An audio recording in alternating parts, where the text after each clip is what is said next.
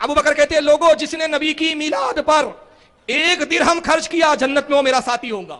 حضرت عمر رضی اللہ تعالیٰ عنہ کہتے ہیں جس نے نبی کی میلاد کی تعظیم کی، میلاد کی تعظیم کی، عزت کی، سرکار حضرت عمر فاروق فرما رہے گویا اس نے اسلام کو زندہ کر دیا۔ حضرت علی فرماتے جس نے نبی کی میلاد میں دل کھول کر خرچ کیا، جس نے نبی کی میلاد پر بخیلی نہیں کی، کنجوسی نہیں کی، دل کھول کر خرچ کیا، وہ دنیا سے ہرگز نہ جائے گا مگر اس عالم میں کہ ایمان پر اس کا خاتمہ ہوگا اور جنت میں بغیر حساب و کتاب کے داخل کر دیا جائے۔ نبی کے معنی جلوس نہیں ہے، یہ بیوقوف سارا جلوس سمجھ کے اسی پہ بدعت کے کر رہے۔ میلاد کے معنی ہوتے ہیں نبی کی پیدائش کا ذکر کرنا، اور یہ پورا مہینہ کرتے ہیں، مہینے میں ایک ہی دن جلوس نکالتے، ہر دن نہیں نکالتے۔ جلوس تو ایک دن نکالتے تاکہ اجماعی طور پر ایک اجماعیت کا اظہار ہو جائے، غیروں پر یہ ظاہر ہو جائے کہ آج نبی کے نام لیوا کتنے ہیں۔ اور یہ جلوس اس زمانے میں اس لیے بھی اب ضروری ہو گیا کہ جب ایسے لوگ ہم میں ہی پیدا ہو گئے جو جلوس کو بدعت اور شرک و کفر کہنے لگے، تو ہم نے کہا اب ضروری ہو گیا کہ اپنی تعداد کا اظہار کر کے بتا دو کہ یہ جتنے ہزاروں لاکھوں کی تعداد میں ہیں یہ وفادار رسول ہے، اور جو گھروں میں بیٹھے ہیں وہ غدار رسول ہے۔ امتیاز ہو جائے۔ ابو امامہ صحابی رسول کہہ رہے یا رسول اللہ اپنی میلاد کا ذکر کیجئے، اپنی میلاد بیان کیجئے، اپنی پیدائش کے بارے میں بتائیے۔ اگر اسلام میں یہ کوئی اہم بات نہیں تھی، اسلام میں شریعت میں اس کا کوئی حصہ نہیں ہے، تو رسول کہتے ابو امامہ یہ سب پوچھ کے کیوں وقت برباد کرتے؟ ارے میں پیدا ہو گیا کافی ہوں، اب جو تعلیم دیتا ہوں اس کو لو۔ مگر سرکار نے یہ نہیں کہا بلکہ اپنی پیدائش کا ذکر کیا، اور کن الفاظوں میں کیا؟ فرمایا دعوت ابی ابراہیم، میں اپنے باپ ابراہیم کی دعا ہوں جو خانہ کعبہ میں کی تھی، وہ بشرا عیسیٰ، میں عیسیٰ علیہ السلام کی بشارت ہوں، ورأت امی انہو یخرج منہا نور اضاءت منہ قصور الشام، اور جس وقت میری پیدائش ہوئی میری والدہ کے شکم سے ایک نور ظاہر ہوا، اور اس نور کی روشنی اتنی پھیلی کہ آقا فرماتے کہ میری والدہ نے اس مقام سے مکہ سے شام کے محلات کو بھی دیکھ لیا۔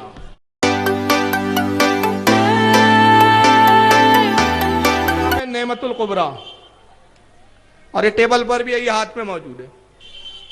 کہاں سے چھپی ہے؟ بریلیوں نے نہیں چھاپا، ورنہ کل بولوں گے بریلیوں نے چھاپا، استنبول سے، ترکی سے چھپی ہے، ترکیوں نے چھاپا، استنبول سے کتاب چھپی۔ کس کی ہے یہ؟ اس کی کتاب ہے کہ جب نہ بریلی پیدا ہوا تھا نہ دیوبندی پیدا ہوئے تھے۔ یہ امام ابن حجر المکی الشافعی رحمۃ اللہ علیہ کی 900 ہجری کے امام ہیں، نعمت القبریٰ کتاب لکھی، اس میں ایک حدیث نقل کر رہے ہیں، صفحہ نمبر 6۔ کیا حدیث ہے ذرا سنیے، اور میں پہلے ہی کہہ دیتا ہوں یہ حدیث ضعیف ہے ہمارے نزدیک۔ کیوں ضعیف ہے؟ اس لیے کہ امام ابن حجر نے اس کی سند بیان نہیں کی۔ لیکن دوسری بات، دو بات، پہلی بات حدیث ضعیف فضائل میں معتبر، اور دوسری بات ہمارے لیے اتنا ہی کافی کہ ابن حجر مکی جیسی ذات و شخصیت نے اس کو کوٹ کیا۔ اب اگر جو کچھ فتویٰ لگانا ہے وہ بریلیوں پہ مت لگاؤ، قوم کو دھوکہ دینا بند کرو کہ میلاد منانا بریلیوں کی ایجاد ہے، یہ بریلیوں کی نہیں، یہ بریلی جب پیدا بھی نہیں ہوئی تو اس سے پہلے ابن حجر نے لکھا ہے، اور ابن حجر نے کہاں سے لکھا ہے وہ سن لیجئے، ابن حجر کہاں سے لا رہے ہیں۔ قال ابو بکر صدیق رضی اللہ عنہ من انفق درہما علی قراءۃ مولد النبی صلی اللہ علیہ وسلم کان رفیقی فی الجنہ۔ ابو بکر کہتے ہیں لوگوں جس نے نبی کی میلاد پر 1 درہم خرچ کیا جنت میں وہ میرا ساتھی ہوگا، جنت میں میرے ساتھ رہیں گا۔ وقال عمر رضی اللہ عنہ من عظم مولد النبی صلی اللہ علیہ وسلم فقد احیا الاسلام۔ حضرت عمر رضی اللہ تعالیٰ عنہ کہتے ہیں جس نے نبی کی میلاد کی تعظیم کی، میلاد کی تعظیم کی، عزت کی، سرکار حضرت عمر فاروق فرما رہے گویا اس نے اسلام کو زندہ کر دیا، اسلام کو جلا بخش دی۔ تو کم از کم ابن حجر تک ہم اس کے اگر سند مانے اور امام ابن حجر کا ہی عقیدہ مان لے، صحابی کا نہ بھی مانے بالفرض، تب بھی یہ بات تو ثابت ہو گئی کہ میلاد منانے والے بدعتی مشرک نہیں ہیں بلکہ اسلام کو زندہ کرنے والے ہیں، اسلام کو احیا دینے والے ہیں۔ تو ان کا فتویٰ مانے کہ اماموں کا مانے، تو تم سلفی ہو کر اماموں کو چھوڑتے ہو تو پھر سلفی لکھتے کیوں اپنے آپ کو؟ تم اپنے آپ کو بے غیرتی لکھا کرو، اپنے آپ کو نفسی لکھا کرو۔ کیوں تم کو نفس کا فتویٰ مانتے ہو، کسی امام کو تھوڑی مانتے ہو تم۔ اس کے بعد حضرت امام ابن حجر مکی کہتے وقال عثمان رضی اللہ عنہ، حضرت عثمان غنی فرماتے رضی اللہ عنہ من انفق درہما علی قراءۃ مولد النبی صلی اللہ علیہ وسلم فکأنما شہید غزوات بدر و حنین، جس نے نبی کی میلاد میں 1 درہم خرچ کیا گویا وہ غزوہ بدر اور حنین کے شہیدوں کے ساتھ اٹھایا جائے. وقال علی رضی اللہ عنہ وکرم اللہ وجہہ من عظم مولد النبی صلی اللہ علیہ وسلم وکانا سیان لقرات لا یخرج من الدنیا الا بالایمان ویدخل الجنت بغیر حساب. حضرت علی فرماتے ہیں جس نے نبی کی میلاد میں دل کھول کر خرچ کیا, جس نے نبی کی میلاد پر بخیلی نہیں کی, کنجوسی نہیں کی, دل کھول کر خرچ کیا, وہ دنیا سے ہرگز نہ جائے گا مگر اس عالم میں کہ ایمان پر اس کا خاتمہ ہوگا اور جنت میں بغیر حساب و کتاب کے داخل کر دیا جائے گا.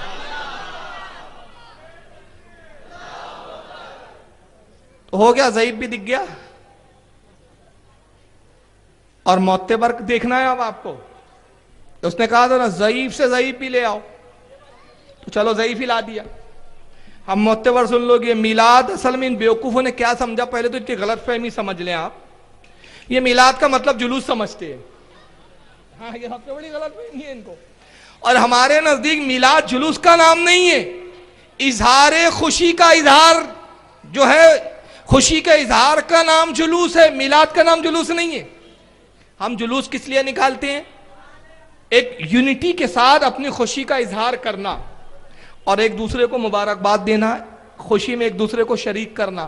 ورنہ میلاد النبی کے معنی جلوس نہیں ہے. یہ بیوقوف سارا جلوس سمجھ کے اسی پہ بدعت کے کرے. میلاد کے معنی ہوتے ہیں نبی کی پیدائش کا ذکر کرنا, اور یہ پورا مہینہ کرتے ہیں. مہینے میں ایک ہی دن جلوس نکالتے, ہر دن نہیں نکالتے. جلوس تو ایک دن نکالتے تاکہ اجماعی طور پر ایک اجماعیت کا اظہار ہو جائے, غیروں پر یہ ظاہر ہو جائے کہ آج نبی کے نام لیوا کتنے ہیں. اور یہ جلوس اس زمانے میں اس لیے بھی اب ضروری ہو گیا کہ جب ایسے لوگ ہم میں ہی پیدا ہو گئے جو جلوس کو بدعت اور شرک و کفر کہنے لگے, تو ہم نے کہا اب ضروری ہو گیا کہ اپنی تعداد کا اظہار کر کے بتا دو کہ یہ جتنے ہزاروں لاکھوں کی تعداد میں ہیں یہ وفادار رسول ہے, اور جو گھروں میں بیٹھے ہیں وہ غدار رسول ہے. امتیاز ہو جائے.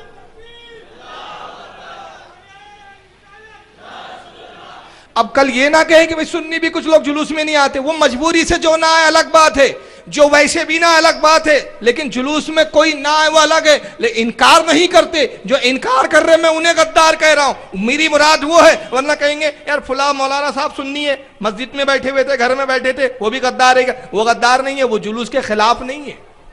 میں خلاف والوں کی بات کر رہا ہوں. تو میلاد انہوں نے جلوس کو سمجھا, جلوس نہیں ہے. جلوس تو پورے مہینے میں ایک دن کو 12 ربیع الاول شریف کو اظہار خوشی کے لیے نکالتے ہیں. ورنہ حقیقت تو یہ ہے کہ میلاد کے معنی نبی کی پیدائش کا ذکر کرنا, ان معجزات کا ذکر کرنا جو نبی کی ولادت کے وقت ظاہر ہوئے, نبی کی شان سے تشریف لائے, کیا نعمتیں ملی ہے اللہ کی بارگاہ سے, کیا مقام تھا رسول اللہ کا, اس کا اظہار, اس پہ خوشی کا, مسرت کا اظہار کرنا, یہ میلاد ہے. اور یہ تو سنت الہیہ ہے. اللہ تعالیٰ نے خود اس پہ میلاد کی آیتیں قرآن میں نازل کی کئی جگہ. اگر وہ ساری آیتیں پڑھی جائے تو وقت ہو جائے گا. میں صرف 3 آیتیں یہاں تلاوت کر رہا ہوں کہ قرآن میں خود اللہ نے اپنے نبی کی میلاد کا ذکر کیا. پارہ نمبر 4 ہے, سورہ آل عمران ہے, آیت 164 ہے. اللہ فرماتا ہے لقد من اللہ علی المؤمنین اذ بعث فیہم رسولا. اللہ فرماتا ہے کہ مومنوں پر تحقیق اللہ نے مومنوں پر احسان کیا کہ انہی میں سے ایک رسول بھیج دیا. کس پر احسان کیا؟ کس پر؟ انسانوں پہ نہیں کہا ہے, مومنوں پر. تو رب جانتا تھا جو احسان مند ہے وہ مومن ہی ہوں گے, جو حرام خور ہوں گے, نا احسان ماننے والے, وہ مومن نہیں ہوں گے. تو کہا مومنوں میں بھیجا, مومنوں پر احسان کیا ہم نے. تو معلوم ہو گیا کہ جو نبی کی ولادت پر شکر کرتے ہیں, اظہار کرتے ہیں, مسرت کرتے ہیں, وہ مومن ہے. اور جو نہیں کرتے سمجھ لیجئے کہ مومن نہیں ہے. نبی کے آنے سے تکلیف ابلیس کو ہوئی تھی صرف, باقی کسی کو نہیں ہوئی تھی, سب خوش تھے اس دن.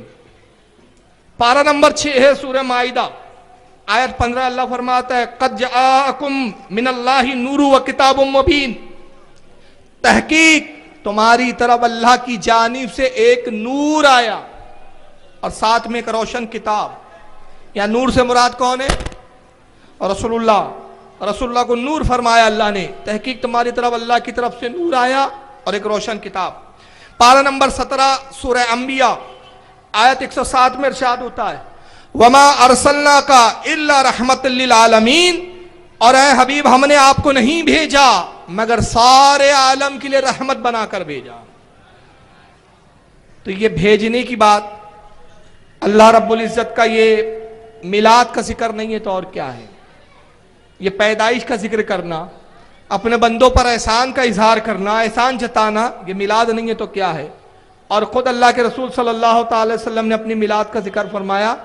یہ کتاب دیکھیں، حدیث کی کتاب ہے مجمع الزوائد. اور پھر یہ حدیث کن کن علماء نے لکھی اس کی تخاریجیں بھی میں انشاءاللہ آگے پیش کروں گا. علامہ امام حیثمی ان کی یہ مشہور و معروف کتاب، اس کی جلد نمبر 8 ہے، صفحہ نمبر 290، حدیث نمبر 13842، حدیث نمبر 13842. وعن ابی امامۃ قال قلت یا نبی اللہ ما کان اول بدی امرک. حضرت ابو امامہ رضی اللہ تعالیٰ عنہ صاحب یہ رسول ہے، وہ روایت کرتے ہیں، ان سے روایت ہے، کہتے ہیں کہ میں نے نبی پاک سے عرض کیا، میں نے رسول اللہ سے پوچھا. کیا پوچھا؟ اے اللہ کے رسول آپ اپنی پیدائش کے بارے میں کچھ فرمائیے. اب اگر اس کو میں اپنے عشق میں ترجمہ کروں تو کیا ہوا؟ اے اللہ کے نبی آپ اپنی میلاد کا ذکر کیجئے، آپ اپنی میلاد خود بیان کیجئے. قال، اللہ کے رسول نے ارشاد فرمایا، اے ابو امامہ سن، اب میں اپنی میلاد کا ذکر کرتا ہوں. یہاں پر ایک بات دیکھیں، ابو امامہ صحابی رسول کہہ رہے یا رسول اللہ اپنی میلاد کا ذکر کیجئے، اپنی میلاد بیان کیجئے، اپنی پیدائش کے بارے میں بتائیے. اگر اسلام میں یہ کوئی اہم بات نہیں تھی، اسلام میں شریعت میں اس کا کوئی حصہ نہیں ہے، تو رسول کہتے ابو امامہ یہ سب پوچھ کے کیوں وقت برباد کرتے؟ ارے میں پیدا ہو گیا کافی ہوں، اب جو تعلیم دیتا ہوں اس کو لو. مگر سرکار نے یہ نہیں کہا، بلکہ اپنی پیدائش کا ذکر کیا. اور کن الفاظوں میں کیا؟ فرمایا دعوت ابراہیم و بشرا عیسیٰ. کہا ابو امامہ سن، میں ابراہیم علیہ السلام کی دعا ہوں. کس طرح اشارہ؟ جناب ابراہیم خلیل اللہ علیہ السلام نے خانہ کعبہ کی تعمیر کی. جب تعمیر سے فارغ ہوئے، طواف کیا، اپنے بیٹے اسماعیل کا ہاتھ پکڑا اور کہا پروردگار اس تعمیر کعبہ میں میرا بیٹا اسماعیل بھی شریک تھا، اے رب قدیر ہمیں کچھ انعام عطا فرما. اللہ نے فرمایا کہ میں اپنا آخری نبی جب مبعوث فرماؤں گا اس پر حج فرض کر دوں گا. ابراہیم نے کہا پروردگار اس نبی کی خاصیت، خصوصیات، اس نبی کا مقام، اس کی عظمت. اللہ نے اپنے حبیب کے تعریف بیان کی، توصیف بیان کی. تو حضرت ابراہیم نے دعا کی کہ پروردگار عالم اس نبی کو میرے خاندان میں پیدا فرما. یہ دعا کی اللہ اس نبی کو میرے خاندان میں بھیج. تو یہ دعا قبول ہوئی اور حضرت اسماعیل کی خاندان میں رسول اللہ تشریف لائے. تو اسی طرح اشارہ کرتے ہوئے آقا کہتے ہیں دعوت و ابی ابراہیم، میں اپنے باپ ابراہیم کی دعا ہوں جو خانہ کعبہ میں کی تھی. وہ بشرا عیسیٰ، میں عیسیٰ علیہ السلام کی بشارت ہوں. ورأت امی انہ یخرج منہا نور اضاءت منہ قصور الشام. اور جس وقت میری پیدائش ہوئی میری والدہ کے شکم سے ایک نور ظاہر ہوا اور اس نور کی روشنی اتنی پھیلی کہ آقا فرماتے کہ میری والدہ نے اس مقام سے، مکہ سے، شام کے محلات کو بھی دیکھ لیا.